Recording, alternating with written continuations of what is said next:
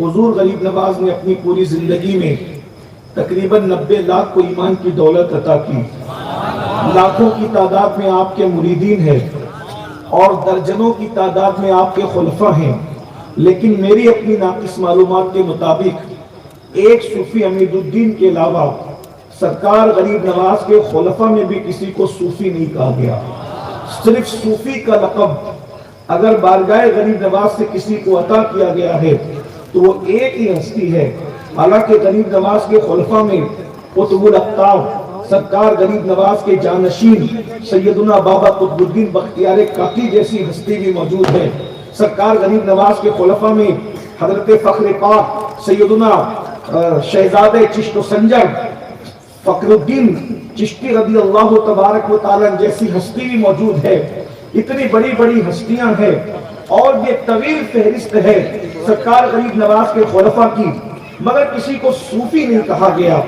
یہیں سے میں ایک بات آپ کے سامنے صوفی بزرگ کے بارگاہ سے تصوف کے حوالے سے جو غلط فہمی ہے اس کا ازالہ پیش کرنا چاہتا ہوں، اس لیے کہ 1857 کے بعد انگریزوں کی میز سے جتنے نوزائیدہ فرقے پیدا ہوئے ہیں سب نے اگر ٹارگٹ کیا ہے تو تصوف کو ٹارگٹ کیا ہے۔ اس کی وجہ یہ ہے کہ تصوف جو ہے اسلام کا مغز ہے، اسلام کا گودا ہے۔ اگر اسلام سے تصوف کو نکال دیا جائے تو پھر اسلام میں بچتا کیا ہے؟ اسی لیے اسلام دشمن طاقتوں نے ہمیشہ ٹارگٹ جو ہے وہ تصوف کو کیا ہے۔ کسی نے کہا تصوف جو ہے وہ رہبانیت کی دوسری شکل ہے، کسی نے کہا تصوف جو ہے عیسائیت کی دوسری شکل ہے۔ غرض کے تصوف کو الگ الگ انداز سے جو ہے وہ تان کا شکار کیا گیا، لیکن اللہ اکبر آج مغربی دنیا تصوف کی کروڑا کروڑ مخالفت کے باوجود تصوف کی طرف مائل ہے۔ آج ہماری نئی نسل بھی تصوف کی طرف مائل ہے اور تصوف کے نام پر دنیا لٹ رہی ہے، دنیا کو لوٹا جا رہا ہے۔ اصل تصوف کیا ہے اگر آپ کو سمجھنا ہے تو صوفی بزرگ کے آستانے سے سمجھیں کہ تصوف کسے کہتے ہیں۔ کسی نے کہا ہاتھوں میں عصا لینے کا نام تصوف ہے، کسی نے کہا جہبت تہبت پہننے کا نام تصوف ہے، کسی نے کہا دو پلی ٹوپی پہننے کا نام تصوف ہے، کسی نے کہا چار تر کی ٹوپی پہننے کا نام تصوف ہے، کسی نے کہا کھانے کو ترک کرنے کا نام تصوف ہے، کسی نے کہا غاروں میں بیٹھنے کا نام تصوف ہے۔ لیکن آئیے اللہ اکبر تصوف کی تقریباً تعریفات یہ تو وہ ہے جو لوگوں نے اپنے اپنے انداز سے بکواسات بتے ہیں، لیکن جنہوں نے واقعی تصوف کی تعریف بیان کی ہے اس میں تقریباً کم و بیش 10,000 اقوال ملتے ہیں۔ کسی نے کہا تصوف یہ ہے، تصوف یہ ہے، تصوف یہ ہے، لیکن اللہ اکبر جب ہم صوفی بزرگ کی زندگی کو پڑھتے ہیں تو ہمیں حقیقی تصوف کا مشاہدہ کرایا جاتا ہے اور بتایا جاتا ہے نہ تصوف جو ہے لباس سے تعلق رکھتا ہے، نہ تصوف جو ہے وہ غذا سے تعلق رکھتا ہے، نہ تصوف جو ہے کسی سلسلے سے تعلق رکھتا ہے، نہ تصوف جو ہے کسی نسب سے تعلق رکھتا ہے۔ تصوف کیا ہے؟ یار کے سوا سب کو ترک کر دینے کا نام تصوف ہے۔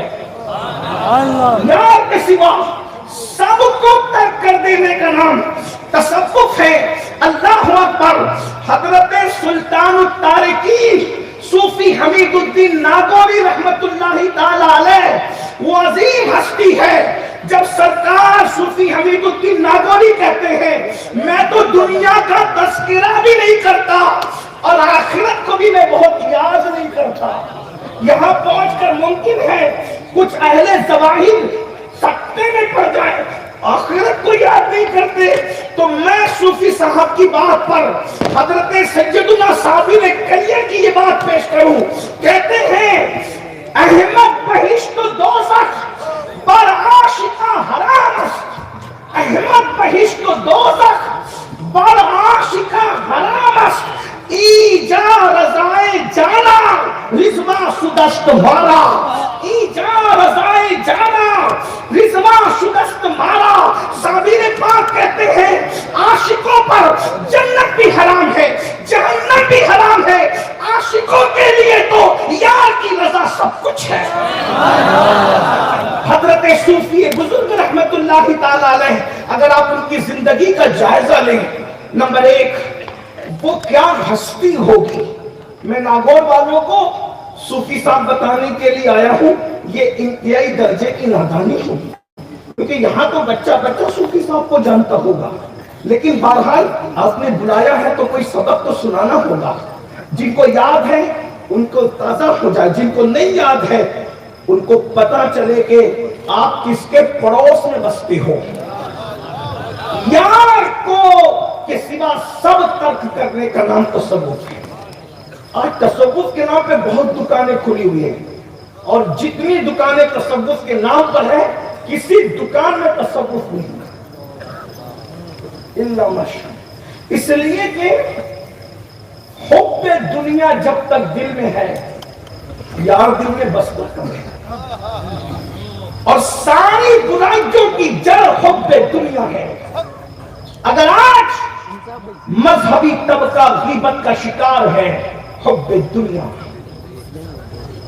دنیا دار طبقہ تو زنا کے اڈوں کو آباد کر رہا ہے، اور متاع دین و دانش لٹ گئی اللہ والوں کی، یہ کس کافر ادا کا غمزہ خوریز ہے ساقی۔ اگر اہل دین کا دعویٰ کرنے والے لوگ غیبت میں مبتلا ہیں تو یہ حب دنیا کی وجہ سے، حسد ہے تو حب دنیا کی وجہ سے۔ اگر استنجا خانوں میں لفافے کھول کے دیکھے جا رہے ہیں تو حب دنیا کی وجہ سے۔ اگر اللہ اکبر لوگوں کو اپنی طرف مائل کیا جا رہا ہے، حب دنیا کی وجہ سے۔ جہاں پر زیادہ شہرت، زیادہ عزت، زیادہ استقبال پھول پھینکے جا رہے ہیں، اگر ان شہروں کی طرف توجہ ہے تو حب دنیا کی وجہ سے۔ اللہ اکبر، اگر پبلک کو دیکھ کر کے دل خوش ہو رہے ہیں، حب دنیا کی وجہ سے۔ اچھی طرح یاد رکھنا، جب تک دل کے اندر دنیا بسے گی، یار کا تصور چھوڑ دیجئے، اور آج اپنے دلوں کو چیک کیجئے۔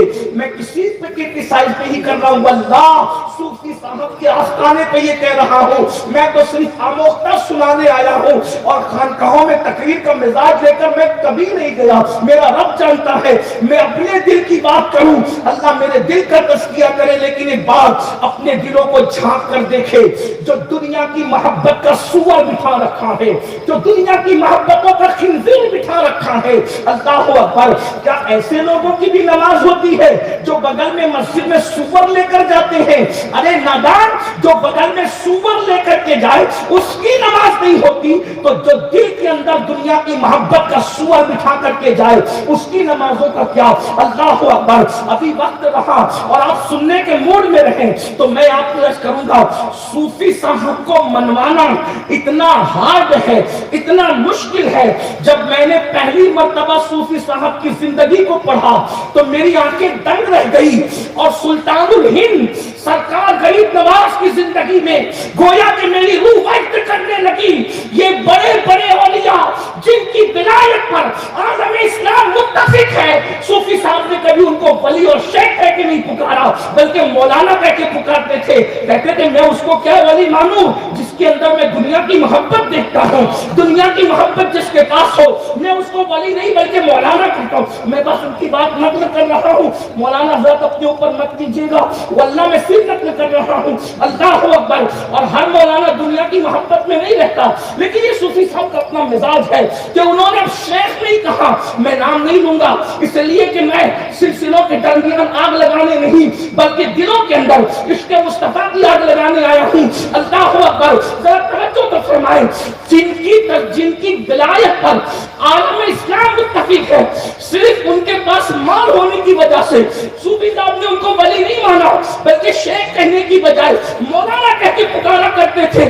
میں حیران ہوں، سرکار شیخ الشیوخ شیخ شہاب الدین سہروردی رضی اللہ تعالیٰ جیسی ہستی جس کے بارے میں غوث پاک فرماتے ہیں کہ شہاب الدین سہروردی وہ ہے کہ میرے بعد اب بغداد میں بلکہ عراق میں سب سے آخری جو بزرگ ہوا ہے، اب شہاب الدین کے بعد قیامت تک شہاب الدین جیسا ولی عراق کی سرزمین کبھی نہیں دیکھ سکتی۔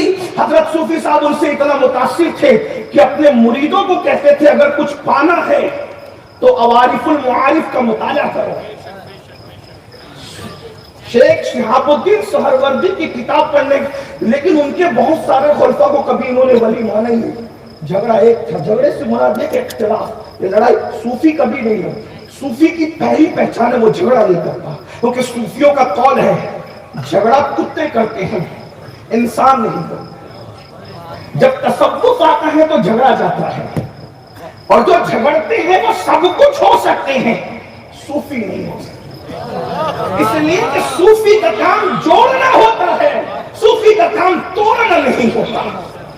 جو توڑتے ہیں وہ کبھی صوفی نہیں ہوتے، یاد رکھنا. لیکن یہاں پر ان مسلک کو جوڑنے کی بات نہیں کر رہا ہوں جن کو جڑنے سے صلح کلیت جنم لیتی ہے، نہیں، ان کو نہیں، بلکہ دودھ میں دودھ کو ملانا یہ کمال ہے. لیکن دودھ میں پانی کو ملانا یہ چٹنگ بازی ہے. تو میں دودھ میں دودھ کو ملانے کی بات کر رہا ہوں، کیونکہ جب دودھ سے ملتا ہے تو پھر جو ہے وہ فیض عام ہوتا ہے، کثرت ہوتی ہے. لیکن دودھ میں پانی ملتا ہے تو چٹنگ ہوتی ہے. اس لیے میری بات کا مفہوم مخالف مراد مت لینا، ورنہ میرا مسلک تو 2 اور 2 + 4 کی طرح بالکل واضح ہے. دشمن احمد میں شدت کیجئے، ملحدوں کی کیا مردت کیجئے، کاش میں چل جائے بے دینوں کے دل، یا رسول اللہ کی کثرت کیجئے. شرک ٹھہرے جس میں تعظیم حبیب، اس برے مذہب پہ لعنت کیجئے چرچا انہی کا صبح و شام. جانے کافر پر قیامت کیجئے، انہیں جانا انہیں مانا نہ رشتہ خیر سے کام. للہ الحمد میں دنیا سے مسلمان. نعرہ تکبیر، نعرہ رسالت، نعرہ حیدری. صوفی کبھی توڑنے کی بات نہیں کرتا صوفی. لیکن میں جب حضرت صوفی حمید الدین کی زندگی، بہت پڑھا لکھا تو نہیں لیکن تھوڑا بہت پڑھا، تو مجھے پتا چلا کہ جو اتنے بڑے بڑے کو ولی نہ مالے مولانا کہہ کے گزر جائے، جس نے غریب نواز کو اپنا مرشد مانا ہوگا، میرے مرشد غریب نواز تمہاری عظمتوں پہ قربان. جو لوگوں کو اپنا مرید نہ سمجھنے کے لیے تیار ہو، ایسے شخص نے جب آپ کو پیر مانا ہے تو مرشد واللہ، پھر تمہاری عظمتوں کو کروڑوں سلام ہو. اللہ اکبر. غریب نواز کی ہستی کیا ہوگی جن کے غلاموں میں صوفی صاحب جیسے لوگ موجود ہیں. کیسا صوفی جس کی بیوی کو دوپٹہ نصیب نہ تھا. میں تو مخدومہ خدیجہ کو یہ کہنے پہ مجبور ہو گیا کہ عورتیں رابعہ پہ رشک کرتی ہے. جو میں نے خدیجہ مائی کی زندگی کو پڑھا تو میں اس نتیجے پہ پہنچا کہ اگر رابعہ حیات ہوتی تو خدیجہ مائی کی زندگی پہ رابعہ رشک کرتی. میں اپنے جملوں کا خود ذمہ دار ہوں واللہ. اس کی وجہ یہ ہے، ارے رابعہ بڑی صوفی اور کلندرہ تھی لیکن دوپٹہ تو موجود تھا.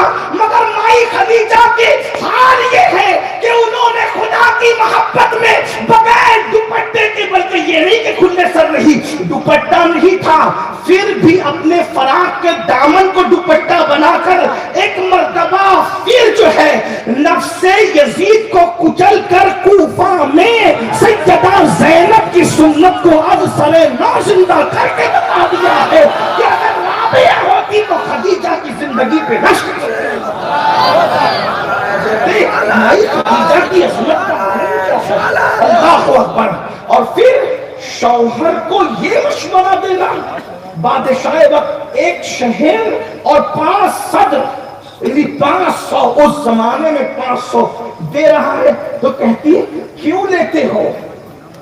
کیونکہ میں نے سود کاٹ رکھا ہے، اگر اس کو بیچ دوں گی تو میرا دوپٹہ بھی بن جائے گا اور آپ کی تہبند بھی آ جائے گی. ذرا غور تو فرمائیں، جن کے تزکیے کا یہ عالم ہے. حضرت صوفی بزرگ نے پوری زندگی میں کبھی کسی سے نظر قبول نہیں کی، کبھی نظر قبول نہیں کی. لیکن کچھ لوگوں کی قبول کی تو یہ کہہ کر کہ دیکھو صوفی کا ذہن، کہتے اگر ان کی نظر قبول نہ کروں تو دل ٹوٹنے کا خوف ہوتا ہے. دل نہ ٹوٹ جائے اس لیے کچھ لوگوں کی نظر کو قبول کرنا پڑتا ہے. یہ صوفی بزرگ کا مشن ہے. آئیے میں آپ کے سامنے حضرت صوفی بزرگ کی سرکار غریب نواز کسی کی اقتداء میں جلدی نماز نہیں پڑھتے تھے. غریب نواز جو امام الہند ہے قیامت تک. ہم اقبال کے امام الہند کے قائل نہیں ہیں.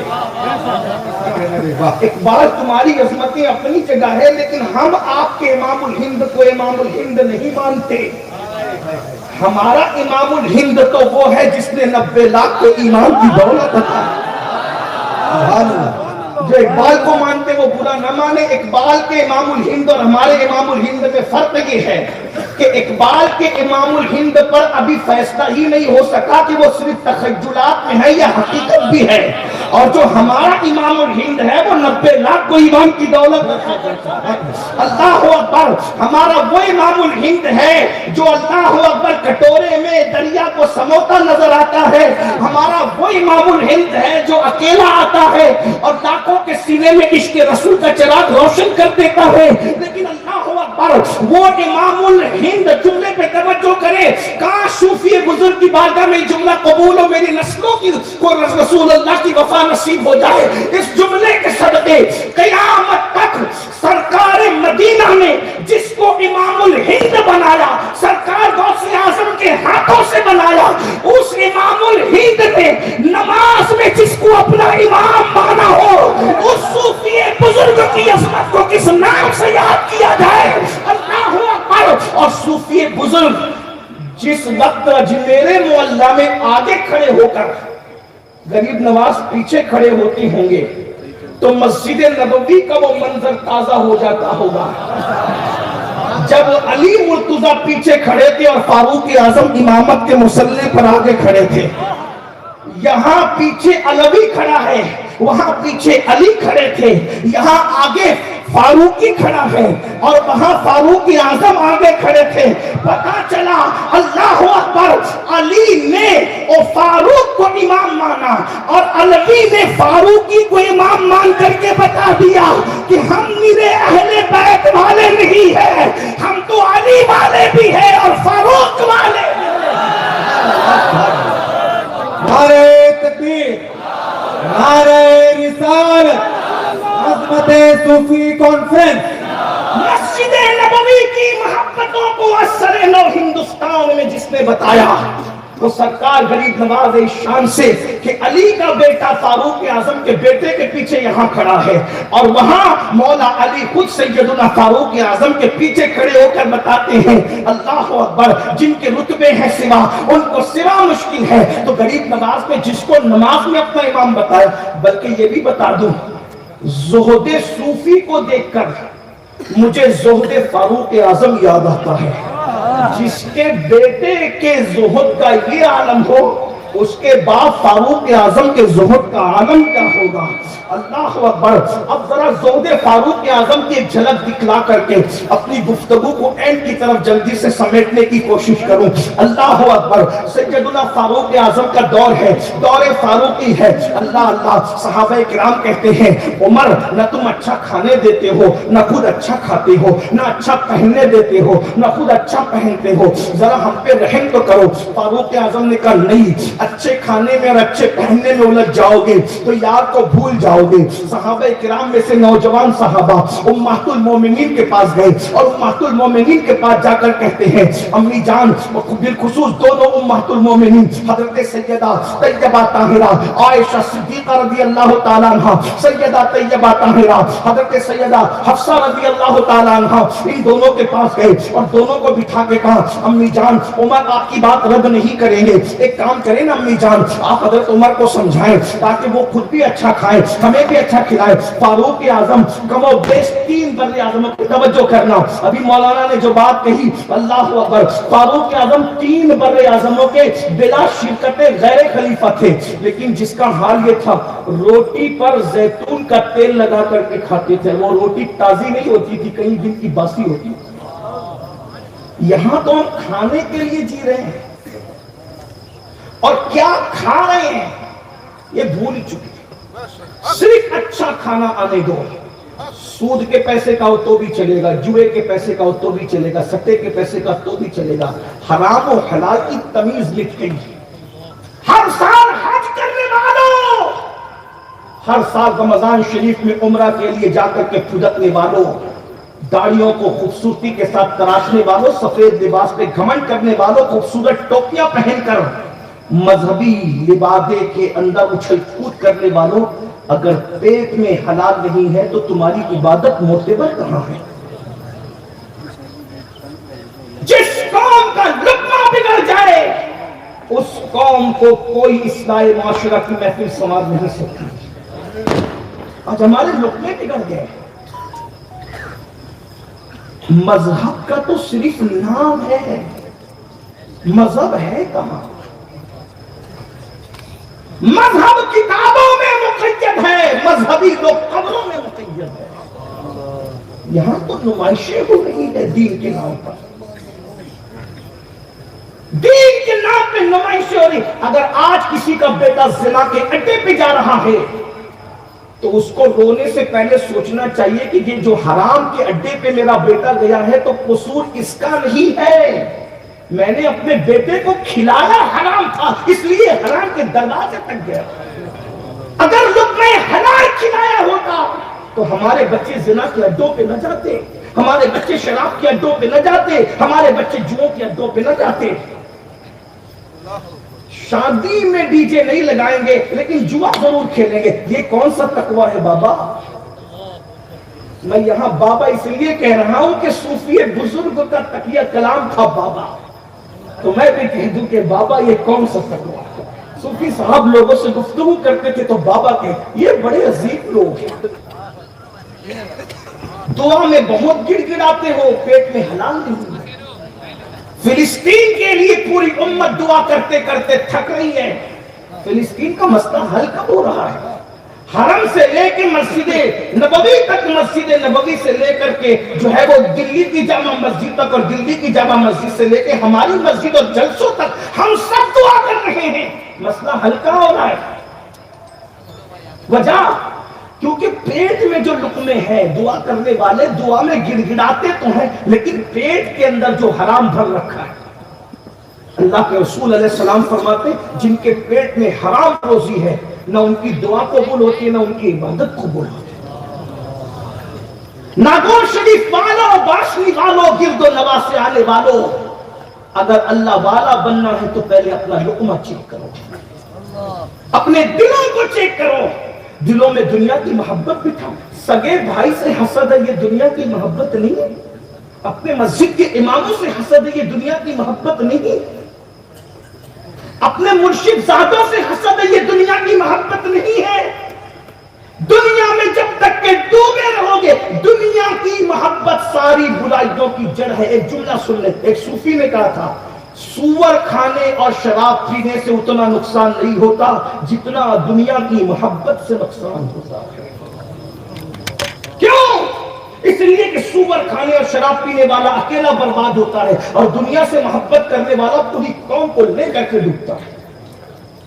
دنیا کی اسلام یہ نہیں کہتا کہ دنیا چھوڑ دو، لا رہبانیت فی الدین، دین میں رہبانیت نہیں. یہ اسلام کہتا ہے دنیا میں رہ کر تاریخ دنیا بنو.